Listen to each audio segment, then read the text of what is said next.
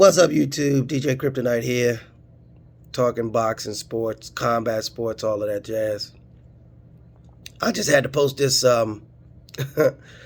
this video about Brian Custer and Jermell Charlo interview.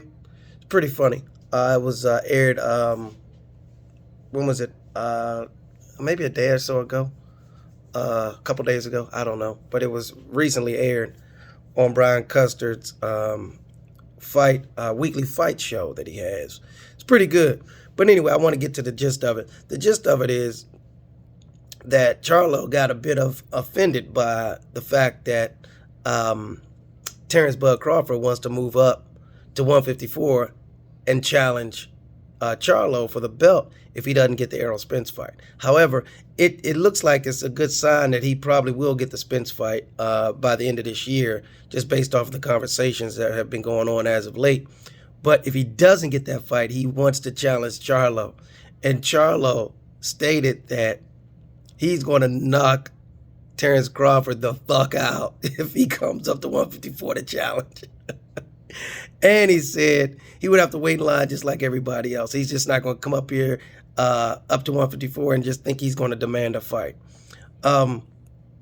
Which I do understand the frustration with Charlo, because, you know, somebody coming from a lower weight class and coming up there saying, I'm going to be, I'm going to do this, I'm going to challenge you for a belt, as if they are deserving of that particular challenge when they haven't really done anything at the weight level that they're in.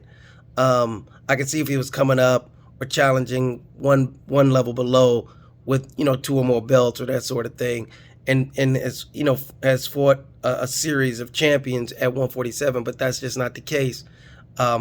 He's challenging based off of his 140 mark when he was undisputed at 140, but he really hasn't done a whole hell of a lot at 147.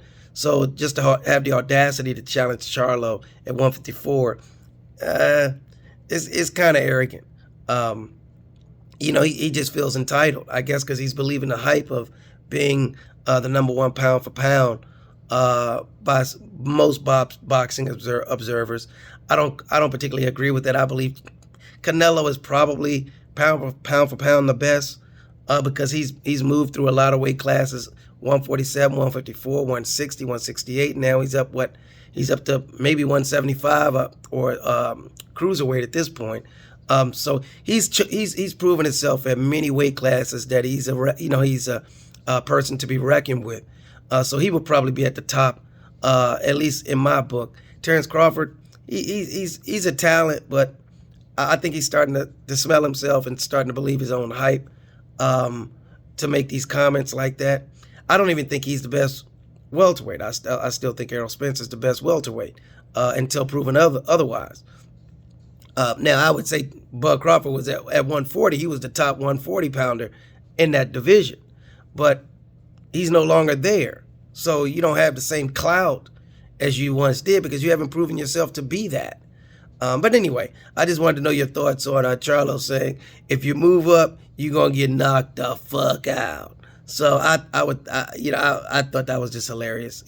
I think Charlo is I know he's always hype, but he was extra hype on the Brian Custer show. I don't know where all of this energy was coming from, but I think he's always that way for the most part. But he was extra hype for that. Actually, he did 90% of the talking in the interview. So check it out. Check it out. It's a good interview. Again, Brian Custer and Jermell Charlo. Good interview. Very good interview. But it was carried by Charlo.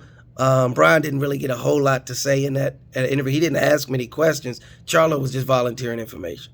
So anyway, like, subscribe, comment. Deuces.